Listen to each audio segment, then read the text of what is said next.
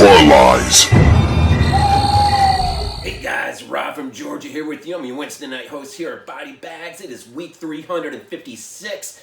It is theme week. It is Hammer week. And it is new stuff for me week, I guess.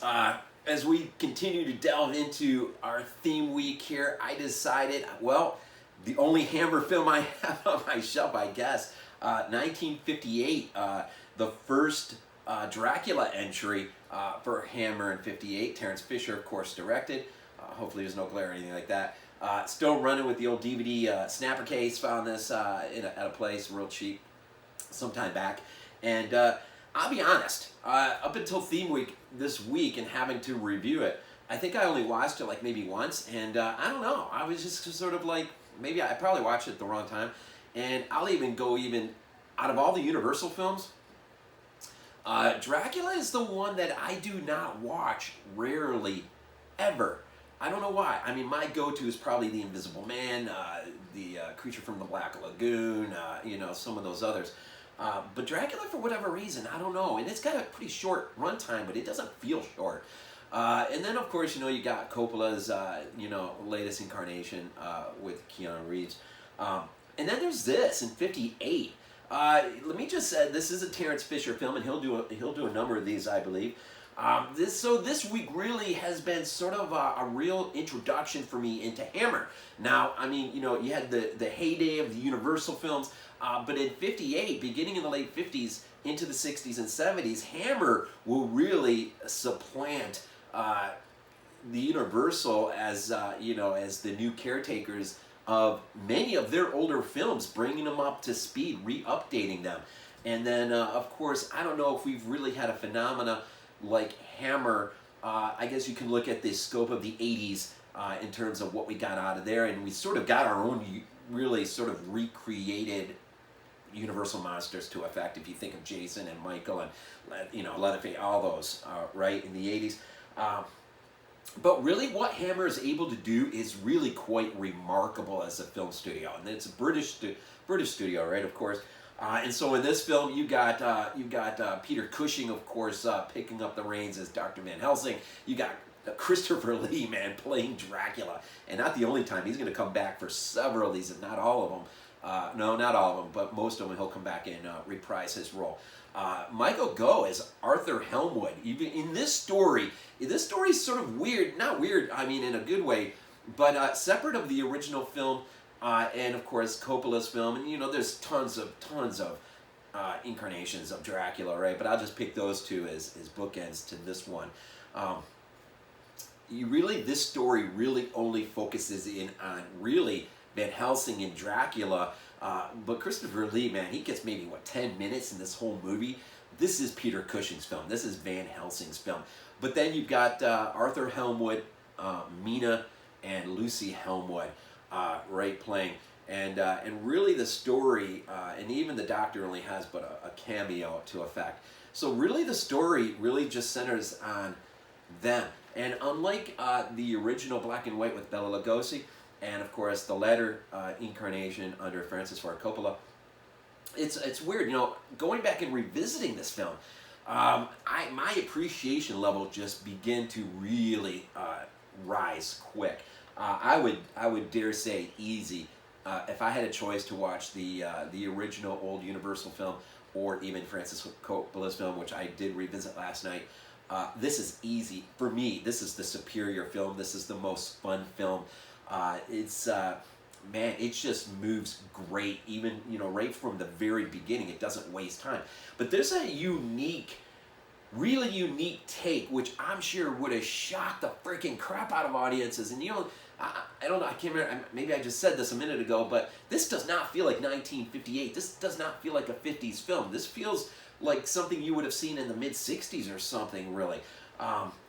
Long gone are the black and white now, and not a drop of blood to, splattering blood over the screen, even in 58. But this really, at the heart of this story, this is a revenge tale. And they sort of cut, some of the stuff off the story, and they just sort of brought it down and really focused on one unique aspect, and I think it just makes this movie so much fun. And really what you have here, and I'm not going to get totally into it, just in case we've got those out there that have not seen this, you really need to. There is several plot twists in this thing. One in particular that really foreshadows an interesting plot twist you'll see in a movie in the latter 70s. And for those of you who are thinking what I'm thinking now, you know what I'm thinking. But I'm not going to give it away. But it is a pretty darn good plot twist at the end. It's one of those, what? And even at the very beginning, as they're setting up the stage, we find out that Jonathan, who of course in this film is sent down there first. Renfield's not even in this film. Jonathan goes down there, but he's sent by Van Helsing. They're vampire hunters, and he's got a mission to take Dracula out. And he's got a pretty good plan. He's going in under false pretenses as a librarian. But right from the get-go, probably the monkey wrench in this thing is actually the bride of Dracula. She sort of messes things up in a way because she sets into effect a set of dominoes that will very quickly lead to, and I'll just set up the beginning part. Before he even gets a chance, he will actually be attacked by Dracula's bride, right? And Dracula will have to intervene, which, man, the first time you see Dracula make his grand entrance, man, he's just like, man, this sophisticated, this very polite, very, let me take your bags for you. And then the very next time you see him, man, his like bloodshot eyes, blood coming out of his mouth, fangs, and like, it's like, from that point on, you know you're not, you're dealing with something pretty horrific in terms of how he carries out the character in terms of Dracula. But Jonathan will find himself very, very quick. And there's no wandering around the castle and all that and trying to figure things out. He's got a pretty good plan, but like I said, the bride probably kind of throws a monkey wrench into his plans. And when he does get to the point of killing, he'll make a crucial choice. He'll kill the bride first, and then he'll move to kill Dracula. But the sun's already set. He's moved too slowly. Dracula's out of his coffin, and that's a very early what the moment in the film. And Jonathan's fate is sealed at that point. It's not long before Peter Cushing, as Van Helsing, of course, will come looking for his dear friend, and he doesn't get a whole lot of cooperation from the nearby pub, of course, but he will ultimately get to the castle. And as he gets to the castle, it's interesting. There's a carriage with a coffin that is flying out as he's going in, and of course we know who that is, right?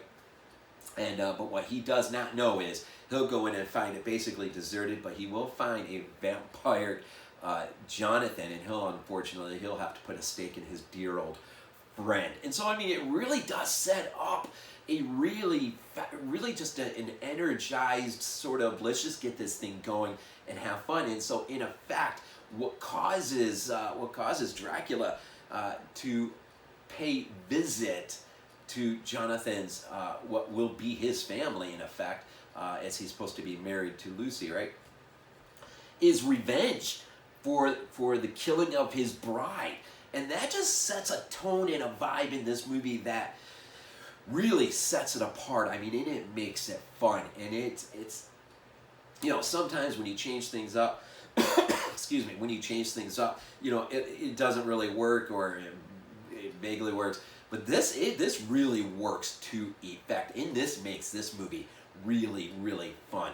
And of course, as the rest of the dominoes of the film keep falling, and you'll see there's some great creepy moments. Now, the atmosphere is not built up like the old Universal film, but this is a different film, man, and it's an opening up of a new era in filmmaking under the Hammer Studios.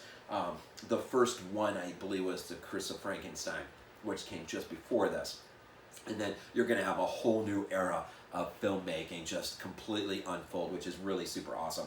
But this also brings to, I couldn't help not to think about Halloween in that franchise. It just seems like, looking at that franchise, they really delved deep, at least to some effect, into this film. And maybe the rest of the franchise as this series will unfold. But just the relationship of the character of Donald Pleasance and Van Helsing. And you even get this great, I was thinking, as Cushing is coming into the castle and the coffin, Dracula's coffin is moving out. I think of that scene in Halloween when Loomis is standing on the street corner there, and Michael literally drives right by him. And I thought, that is fascinating. And there's other weird aspects too. So I just kind of like whet your appetite for that, or drop a seed on that. So, horror of Dracula. Hammer films. How many of you are big fans of Hammer? I'm becoming a fan really quick, and probably should have been a long time ago. And I'm probably sure when I was a kid, I probably saw more of these movies than I remember seeing. I'm sure they were on TV quite a bit. Let me just tell you, being Hammer, I just had a blast. I had a blast, even revisiting the Bela Lugosi film, which that's still not a go-to line. As I said, this is my go-to now. All of the sudden, within a framework of a few days, Dracula, having revisited at least these three films, this is my go-to. If I'm in the mood for Dracula, this is the one I'm putting in. So it's only going to be a matter of time before I start collecting the rest of these in this series, right? So yeah, Dracula, Peter Cushing, and some Christopher Lee action going on. This is cool. This was a fun week for me. I've realized just how great this movie is, how fun this movie is, and hopefully, if you haven't seen it in a while, you'll take a revisit to this. And throughout the week, as these vids drop, man, check them out, man. This is going to be fun, really, for me personally, just because I'm a real novice when it comes to Hammer, and so this is going to be a great week for me, just to check out what everyone else is saying. Right. So. Man, drop a comment. If you want to point me in the direction of what movies are the best and whatnot, drop some comments down. I love comments. And hit the like button if you don't mind. But follow the rest of the crew throughout the week. And I do believe next month is my month for Theme Week. And so be looking out for that announcement in terms of what we'll be doing. And I'm not sure what the label week next month is, but I'm sure that'll be dropping soon. And just appreciate everyone who watches BodyBags, all the work that goes into it. We're all having a blast with it. It is it's my escape from reality, from the new world we find ourselves living in. So I cherish these moments. It just lets me get away for a minute, and I love it. I absolutely love it. So with that, man, I'll just leave you at that, and just continue to enjoy the week. And as always, go Bills. This is not a dream. Not a dream.